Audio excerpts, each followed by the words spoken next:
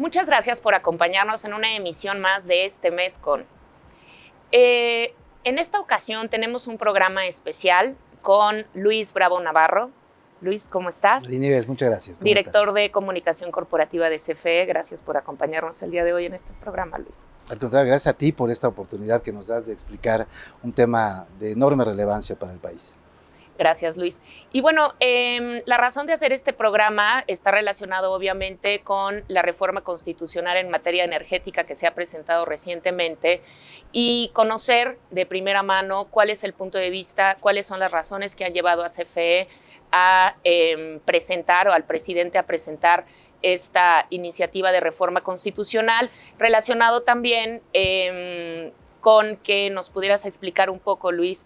La Barra Mexicana presentó un posicionamiento el mes pasado en el cual cuestiona algunas cosas de esta reforma y me gustaría escuchar de viva voz por ti cómo lo están pensando.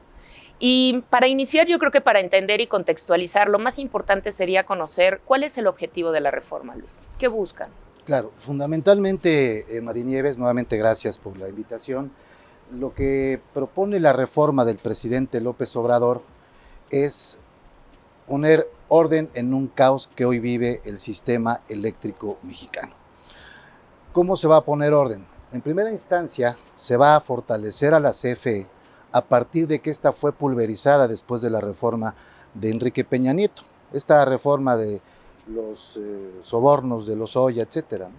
Entonces, lo que hizo fue que la planta de generación, que la fuerza de generación de la CFE, la convirtieron en pequeñas empresitas, en empresas productivas subsidiarias, y a partir de una cláusula perversa por parte de la reforma de Peña Nieto, una cláusula de estricta separación, pusieron a competir, debilitaron a la generación, la fuente de generación de la CFE, las pusieron a pelear entre ellas, a competir entre ellas, pero además no se podían hablar.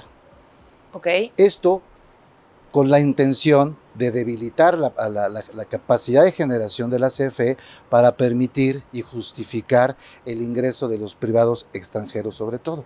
Lo que está haciendo la reforma en ese sentido es fortalecer, reunificar nuevamente a la CFE para darle las condiciones de la empresa poderosa que es todavía, pero que estaban debilitando. Dos, es de enorme relevancia que el Estado mexicano tenga el control del sistema eléctrico mexicano y no los privados extranjeros, para que no suceda lo que sucedió en España, que en este momento es un caos en España, o para que mercados independientes desincorporados, como el caso de Texas en Estados Unidos, estén al libre albedrío y al capricho del mercado.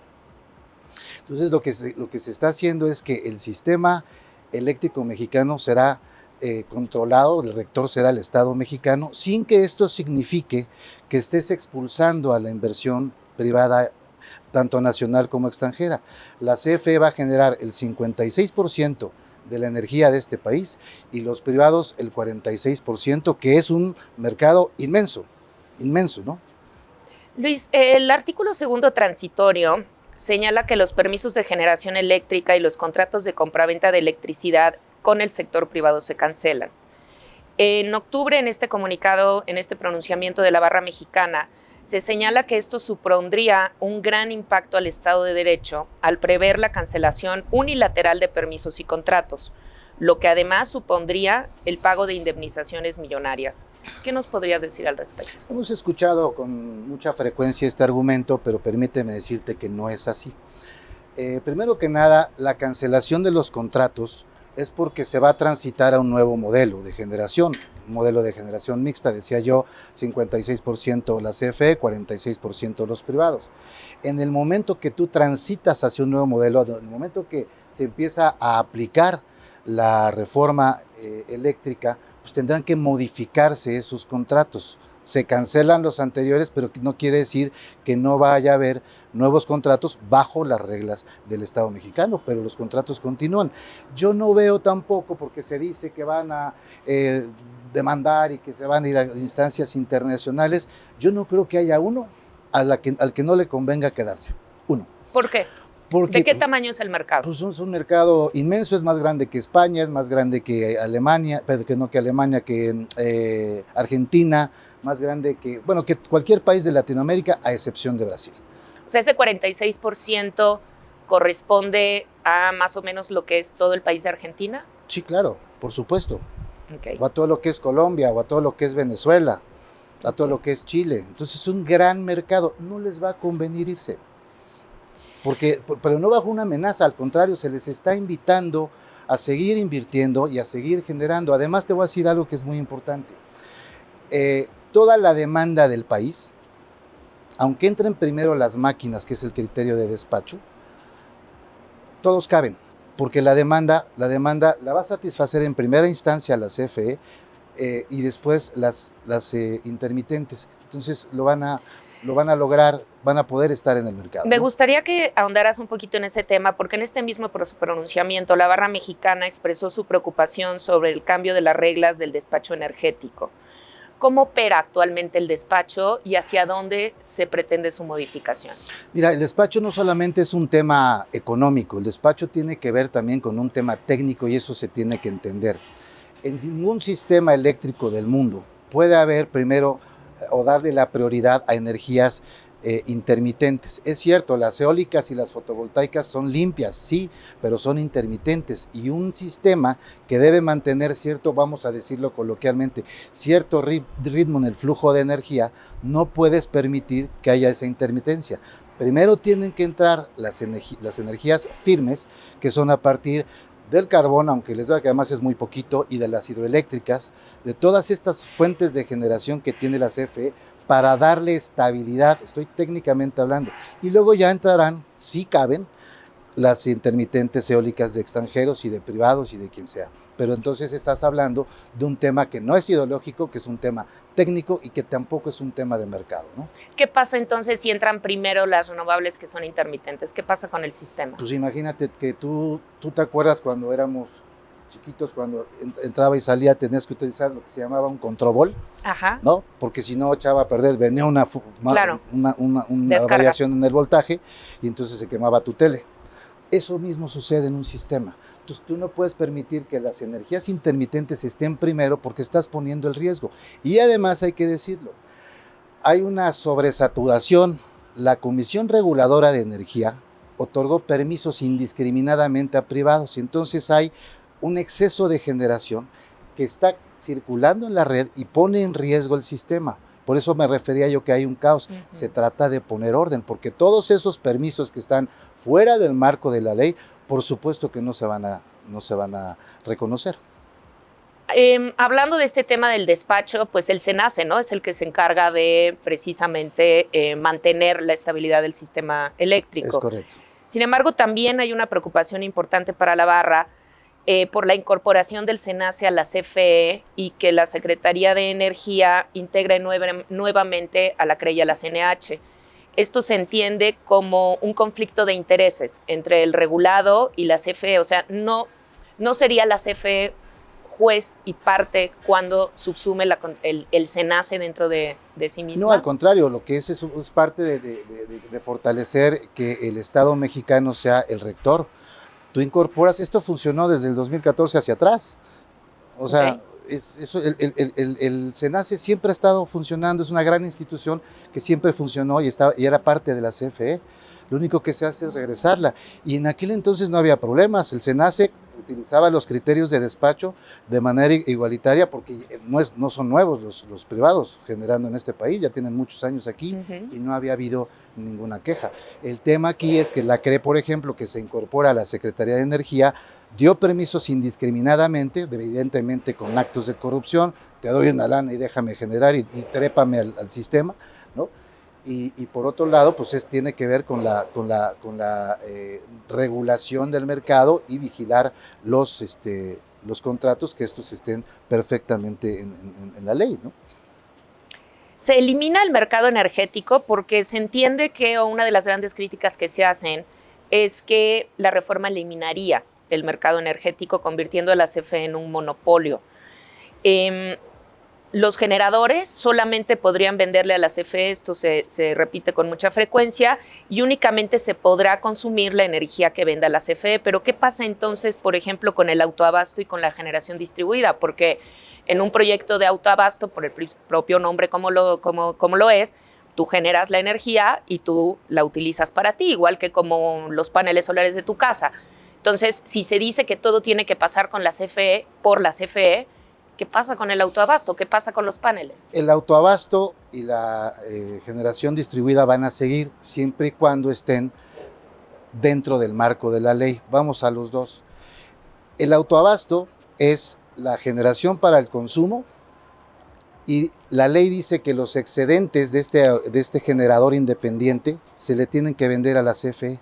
Y lo que están haciendo es que este exceso de generación se lo están vendiendo entre ellos de manera ilegal porque no se puede, la ley no contempla que se puedan vender entre ellos.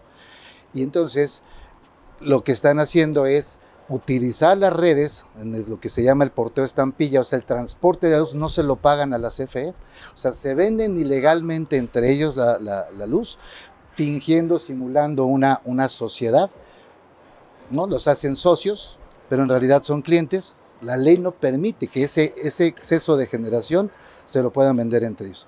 El autoabasto, si es para tu propio consumo, va a seguir. ¿A qué te refieres que se lo venden entre ellos? Es que a mí eso nunca me ha quedado claro. O sea, el autoabasto, yo saco un permiso, yo soy una cerera o yo soy una mina y yo saco un permiso de autoabasto y construyo una planta de generación o un parque solar o lo que sea y lo utilizo. ¿Cómo que me lo vendo entre ellos? Ahí te va. Vamos a pensar en una cementera que tiene su sede en Monterrey, pero también tiene plantas en distintos estados de la República. Genera su propia energía y se la entrega a sus filiales. Okay. Hasta ahí estamos bien, ¿no? Se reparten esa energía. Ese transporte de la energía no se lo pagan, el porteo no se lo pagan, pero bueno, ese es un asunto independiente. Al ver en la ley que te permite una sociedad distribuir energía entre socios, ajá, pues finjo socio, entonces yo le digo a Mari Nieves, oye, dame $1 y te meto a mi acta constitutiva como socio, y entonces ya no eres, yo te vendo la energía a ti. Entonces a los Oxxos, a las tiendas de autoservicio, de todas estas, las incorporan como socios en estas sociedades de autoabasto, y entonces en realidad lo que están haciendo son clientes. Entonces, esta cementera que está generando para autoconsumo, dice, pues también se lo puedo dar a ella porque es mi socio y también se lo puedo dar a no sé cuántos Oxxos porque son mis socios. Y lo que tú dices es que en la ley lo que se dice es que esos excedentes deberían de dársele a la CFE. A la CFE, pero en esta figura tramposa los incorporan como socios y entonces se justifica que haya, y eso representa pérdidas millonarias para la CFE. Ese es donde se va a poner orden, pero el autoabasto de quienes estén haciendo las cosas para como lo establece el origen y el espíritu de esto va a seguir. Y la generación distribuida también, están espantando a la gente que les van a quitar los paneles solares de su casa y van a llegar los viñeros de la CFE y se van a ir corriendo con los paneles. No es así. El autoabasto generado con paneles también va a seguir. Es más, incluso aquellos generadores con paneles solares que están dentro de esta figura de generación distribuida, van a poder seguirle vendiendo a la CFE, O sea, el tema del medidor para un lado y para el otro va a continuar. Exacto, sin ningún problema. O sea, la ley no toca la figura de generación distribuida para nada. Lo que va a hacer es regular a quienes estén haciendo trampas.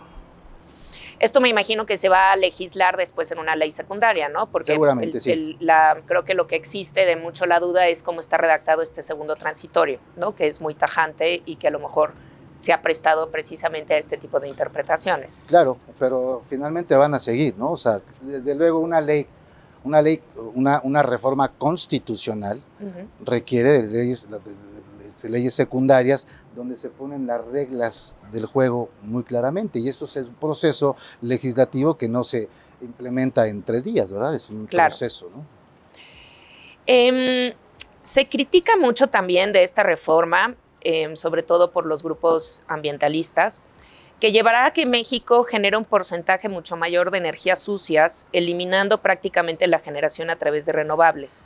Y a mí aquí me gustaría saber aproximadamente cuál es el porcentaje de generación actual con carbón, y en el marco del acuerdo que se firmó hace unos días en la COP26 por México, ¿cómo se garantizaría que no empiece a optarse por energías sucias sobre las energías verdes? Creo que esto es una una preocupación que ha estado muy repetida últimamente, además por el tema de la COP26, en la cual se habla de una CFE sucia, de un país generador de gases de efecto invernadero, frente a otros países que se supone que no están haciendo eso. Entonces, ¿cómo es hoy y cómo se ve hacia el futuro? Mira, hay muchos fanáticos del dato, ¿no? Okay, y te voy a proporcionar algunos datos. La CFE genera, de todas sus fuentes de generación, el 36% de la CFE son energías limpias. El 36%. El 36%. Y de todas las energías que se generan, incluyendo a privados, el 56% lo hace la CFE. Entonces, ¿dónde está esa CFE? El carbón representa un 6-7%. Para que te des una idea, Estados Unidos tiene 250 y tantas plantas de carbón. México tiene 3. 3. 2 en Coahuila y 1 en Petacalco. Okay. Entonces, y la generación de energía con carbón representa menos del 6%, 6% por ahí. Entonces, ¿dónde está la CFE sucia? ¿No? ¿Qué se está haciendo? Se están renovando 14 plantas hidroeléctricas que habían abandonado deliberadamente para decir, miren, la CFE no sirve, que vengan los que sí pueden, ¿no? En esta actitud así de, pase usted, claro, ¿no? Entonces, se está generando esta energía con plantas hidroeléctricas, termoeléctricas, geotérmicas, ¿no? Y Laguna Verde, que ahí está, que es de las energías más limpias y más firmes que hay, ¿no? Sobre Laguna Verde se ha hablado mucho también últimamente, ¿no? De que si tiene fallos, etcétera. ¿Qué pasa con Laguna Verde? Bueno, Laguna Verde funciona perfectamente bien. Estamos supervisados por los órganos internacionales. Hay una campaña permanente, particularmente del diario El País, no sé qué interés tengan ahí atrás, pero la realidad es que están alertando irresponsablemente a la población, porque la Laguna Verde funciona con los más altos estándares de seguridad, estamos vigilados permanentemente. Lo que pasa es que se puso orden ahí, había una gran fiesta, la Laguna Verde era como una isla desierta, donde era un imperio, era un país independiente, no le reportaban al director, y entonces Manuel Bartlett puso orden, dijo, a ver, ¿qué es lo que están haciendo? ¿Cómo que no le reportaban al director? Se manejaban independientes, no se sabía si decían, vamos a comprar, bueno, separaron compras millonarias, cuando eran de unos cuantos pesos, ¿no? O sea, compraban cosas de $300 millones cuando costaban 100 y cosas así, ¿no? Entonces ese tipo de cosas enojan a la gente, ¿no? Claro. Entonces, y se generan ciertas campañas de desprestigio en contra, pero me parece de enorme irresponsabilidad espantar a la población de algo que no tiene razón de ser. La CFE y Laguna Verde funcionan perfectamente bien con los más altos estándares de calidad. Y cuando hay procesos programados de mantenimiento es cuando hacen el escándalo. Es que se apagó, pues sí se apagó porque no puede estar el mantenimiento de una máquina andando, ¿no? Claro, eso, claro. De ahí se cuelga, ¿no? Porque también trae todo un tema con las hidroeléctricas, ¿no? De que si no son suficientes y que además en muchas ocasiones las hidroeléctricas, digamos, las presas lo que buscan es el almacenamiento de agua, no la generación de electricidad. O sea, digamos que es un tema secundario en muchas presas del país. Cuando recién llegó la Cuarta Transformación, se habló de precisamente cambiar todas las turbinas de las plantas hidroeléctricas del país. De hecho, recuerdo que hubo alguna reunión en la que vino gente de Canadá con el presidente y demás. ¿En qué va esto de la mejora de las hidroeléctricas? Bueno, ya se echaron a andar, como te comentaba hace unos instantes, 14 plantas de generación, una inversión muy importante que incrementarán la capacidad de generación hidroeléctrica, que es una energía limpia, que es una energía firme, ¿no? Que permite darle estabilidad al sistema. Que entraría primero en el despacho. Que entraría primero en el despacho, claro. Pero también hay particulares que tienen hidroeléctricas, ¿no? También entrarían primero en el despacho. Y de o sea, si se van a y también o sea, hay centrales privadas que también contaminan, o sea, claro. También utilizan combustóleo y esas cosas, ¿no? O sea, lo hacen, pero no dicen nada, solamente es la CFE, ¿no? Ok. Pero sí. Comentaste hace ratito el tema de la transmisión. Y CFE ha comentado en diferentes espacios que se ha presentado una afectación económica por el pago de tarifas de transmisión por debajo de los costos por parte de los generadores privados. ¿A qué se refieren con ello, Luis? O sea, ¿de qué hablan cuando dicen que no se paga la transmisión? De eso que te comentaba cuando el tema del autoabasto, ¿no? O sea, cuando hay la figura del autoabasto, está dentro de lo normal, y que te digo que se venden entre ellas utilizando las redes de la CFE, pagan por debajo del costo. Entonces eso representa también, el costo que representa, digamos, es el flete eléctrico, por decirlo de una manera coloquial. Entonces, si te cuesta el viaje 3 pesos, te lo están pagando a 1. O sea, si el costo es de 3 pesos, te lo están pagando a 1, por citar números muy coloquiales. ¿Quién ¿no? establece hoy esas tarifas? La CRE. La CRE. La Comisión Reguladora de Energía. Aún sabiendo que están por debajo del costo. Aún sabiendo que está por debajo del costo. Por eso se mencionan. La CRE, perdona que te interrumpa, la CRE formaba parte de esta complicidad con los privados. Favoreciendo, no importaba si ponías en riesgo el sistema, no importaba si lesionabas las finanzas de la CFE, lo que querían era favorecer, y por eso los criterios de despacho iban en función al costo del mercado, no contemplaban el costo fijo y el costo variable, nada más contemplaban el costo variable, que son los combustibles. Y si estás hablando de energías eólicas y fotovoltaicas, pues el costo de combustible es 0. Pero no están contemplando el costo fijo, que son las amortizaciones, que son los fierros, que son, ¿no? Si el criterio de despacho contemplara como tiene que ser el despacho a partir de costo fijo y costo variable, serán más baratas las de la CFE que las eólicas, porque estas ya fueron amortizadas y las otras no. Financieramente ya quedaron amortizadas en el tiempo.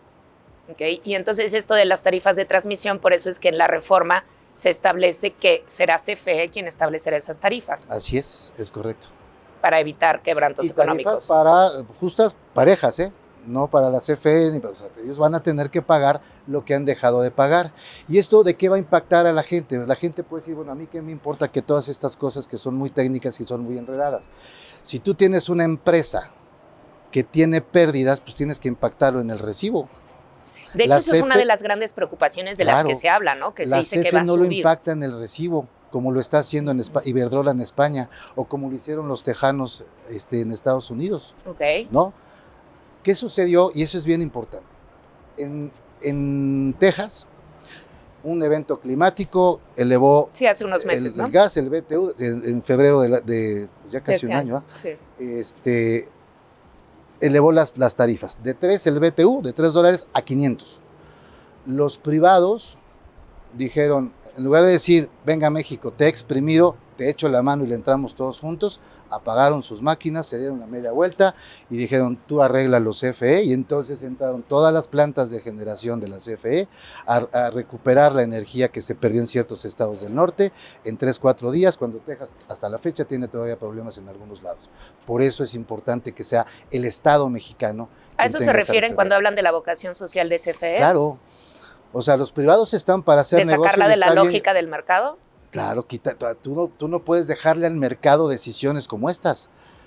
La CFE entró y además esto le representó una pérdida, ya que les gustan tanto los números, de 70,000 millones de pesos. El presidente dijo, ni modo, apechuguemos, no se lo impacten a la gente en las tarifas, y no se hizo. Y se ha respetado. Esa es la diferencia de un control del Estado y dejarlo en manos del mercado. No es un tema ideológico, es un tema de seguridad nacional. Muchísimas gracias, Luis. ¿Hay algo más que quieras decirnos para cerrar? ¿Algo que consideres que sea importante que nuestra audiencia conozca, sepa? Que lean, que analicen la ley, que no se dejen llevar tan fácilmente por lo que ven en los medios de comunicación. Hay una campaña financiada, una campaña negra en contra de la CFE, desinformando a la gente. Hay una campaña que arroja datos falsos permanentemente. Nosotros en el área de comunicación salimos todos los días a desmentir, porque es un tema de una enorme irresponsabilidad. Que la gente se entere, no es una ley que privatice, que nacionalice, no es una ley que le dé una patada en el trasero a los inversionistas que han invertido. Van a seguir y les va a ir muy bien.